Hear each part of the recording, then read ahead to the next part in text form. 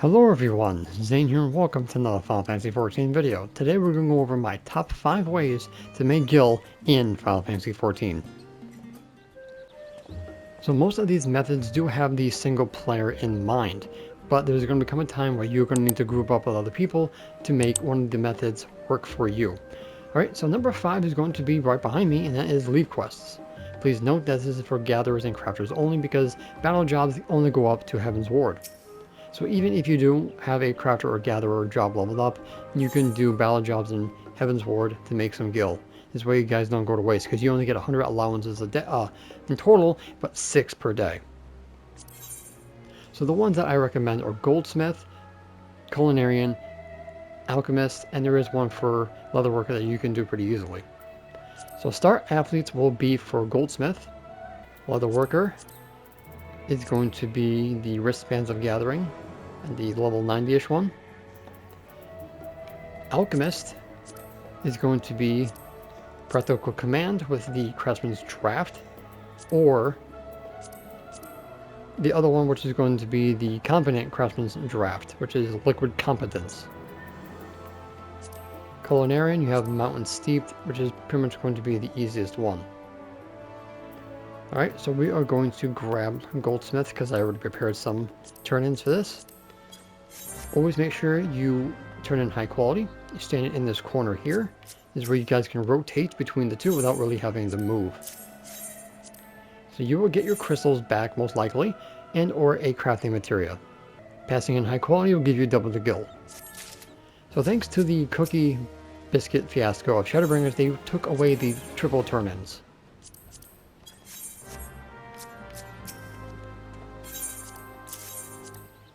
And this one's going to give me 9,980. So like I said, you can do this once per day, because after you waste all your lev quests, you only have the reset ones, which is going to be 6 per day.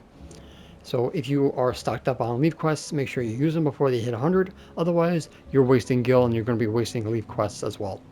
So that is going to be number 5 on my list. So number 4 is going to be your Grand Company seals. So you're going to want to unlock expert deliveries and talk to the Storm Personnel Officer. I believe it's 3rd Sergeant or 2nd Sergeant that will unlock this for you. So if you're a crafter and a gatherer, supplying provisions is for you. So make sure you pass these in high quality for extra experience. And if the item is starred, you'll get even increased seals. And if you're a gatherer, same thing here. Only can pass in normal quality. So for those of you who are not, expert deliveries is for you. You can either pass in green gear, which is crafted, blue gear, which is tomestone and raid gear, and then the pink is from A Realm Reborn, from low-level dungeons. If you are in a free company, you have access to your free company actions. Make sure you're using Seal Sweetener 2 or 1, depending on what your rank you're at, and this will give you an increased amount of seals when you do activities that involve your Grand Company. So for Grand Company seal farming, the fastest way that we found is doing Alexander, Eyes of the Creator. This is going to be the 9th fight in the series. So you're going to be going through the ads, which is going to be the goblins. You're going to climb up Alexander's, the vents, and you're going to go to the door boss, which is going to be the Faust, which can die within a couple of GCDs.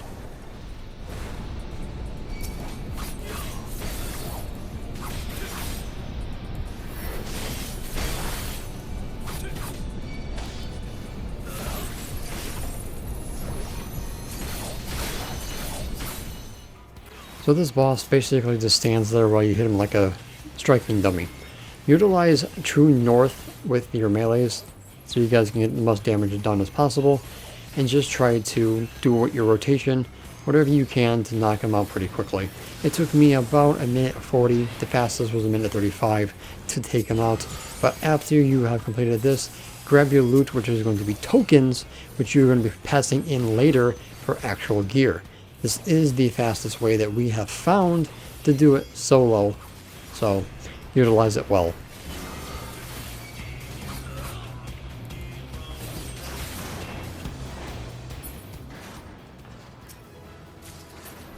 So every time you kill him, you will always get the same loot.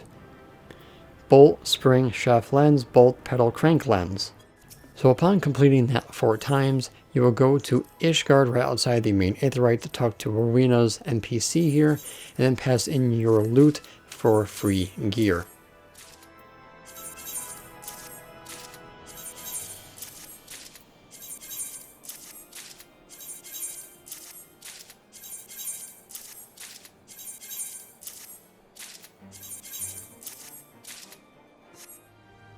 So after grabbing all your loot, you're going to come to the personnel officer, go into your expert deliveries, and then pass in all the gear, making sure your buff is up.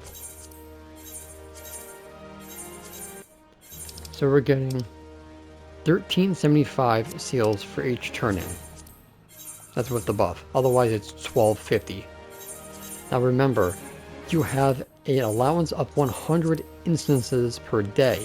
So once you burst through 100, you cannot do any more instances until the next reset. So be very wary about that. So if you still have other stuff to do, or if you're raiding that day, make sure you do not blow through all 100.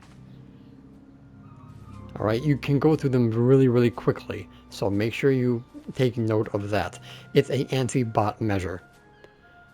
So after that is all said and done, you can either get duck bones or anything that has the 360 gil that will sell for a vendor. Coke and hardened sap is good for submarines, for airship building and submarine building, even though on my server it doesn't really sell too well for me in my opinion. If there is a lottery for housing, miniature aetherytes are great to sell because people are going to need aetherytes to teleport to their house, which is always nice. So, but this is going to be pretty iffy depending on how many houses are available, and sometimes the market can tank on this, so be very wary of this. But if we do get more wards, which most likely we will, make sure you sell miniature aetherytes before people start tanking them. But other than that, fall back on your duck bones. You should be able to get around 50,000 gil every 90,000 Grand Company sales. Okay, so that is going to be number 4 on my list. So coming at number 3, and this one was a pretty hard decision, I'm going to have to go with crafting pots and consumables.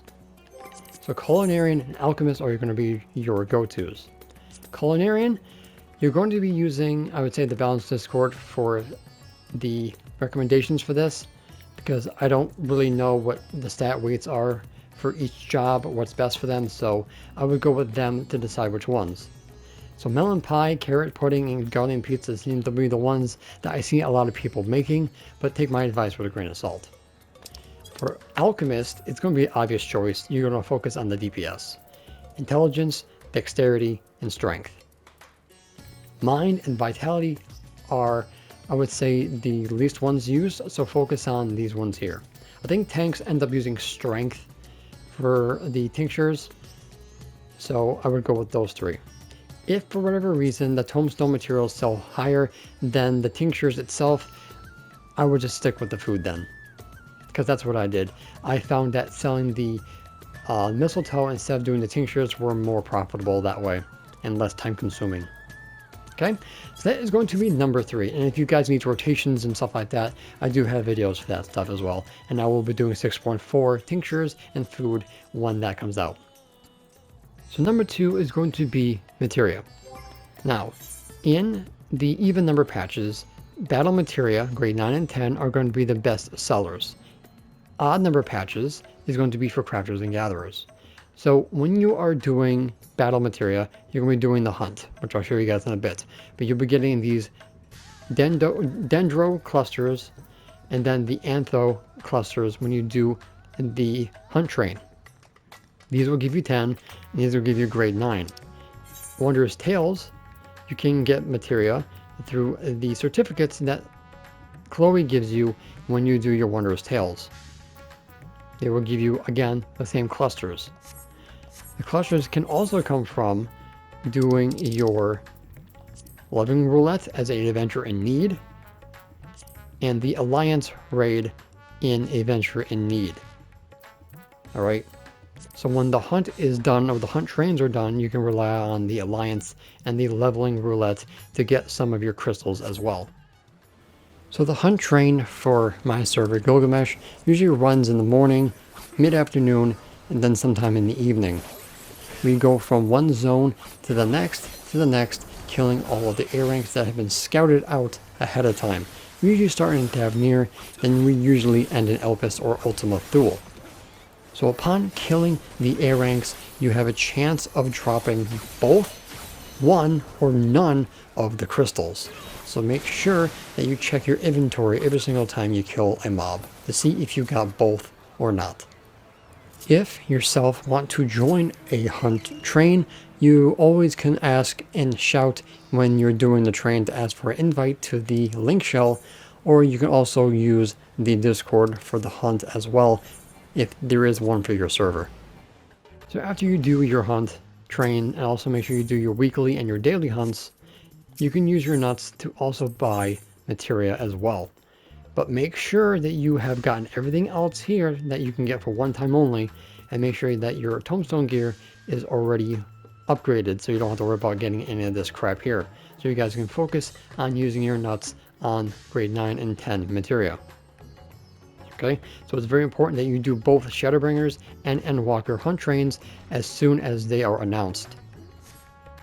Now for your crafters, you're going to be doing collectibles. To get your grade 10, you're going to be doing purple scripts, which is going to be culinarian. Doing your rarefied Sucom Bavarois. For white, the Papoda pancakes or the lemonade. Alchemist, you can do the rarefied draft or the moon gel. And carpenter, the integral armorelay for the wrist, and for purple, the fishing rod. And you also can spirit bond your level 90 Archaean velvet set if you still have it for spirit bonding purposes when you do this gear. And then when you're all said and done making all of those collectibles, come to the script exchange to the right, go under materia and start buying the grade 10 for 500 purple scripts, and for the grade 9 is 250. And the materia will fly off the shelves pretty fast. This is going to be for the odd number patches. So every expansion, even, it will be battle, and odd will be for crafters and gatherers. For gatherers, the best thing to do is go on the fishing trip or the fishing boat in Lamensa every 2 even hours real life time to do the ocean fishing for the best way to get your white scripts. So the alternative way of getting your materia for crafters and gatherers is through the calorie system in your island sanctuary. Under Seafarer, materia, and items, you can see here that both crafting and gathering materia goes for 1500 for grade 10 and 750 for grade 9. This is for the blue calories. Make sure that you have everything acquired for your one-time thing before you start getting materia. And also make sure that your island is completely done before you spend your calories, because you want your calories for building your buildings on your island first. Alright, so this is going to be the alternative way of getting your materia. Alright, so that is going to conclude number 2 on my list. So number 1 is going to be tomestone materials. Now, each expansion is going to be 3 sets of these. In the 0.0 patch, 0.2, and 0.4, since that's when new tomestones come out. The current ones will always be for 20 each, while the old ones will be for 10. Most of these will be irrelevant, because there's always better gear that you need to go for when it comes to crafting, gathering, and battle jobs. So these here have made me so much money because we have bots, and then we have the omni-crafters that craft a lot of stuff to sell on the market board, so these will always sell.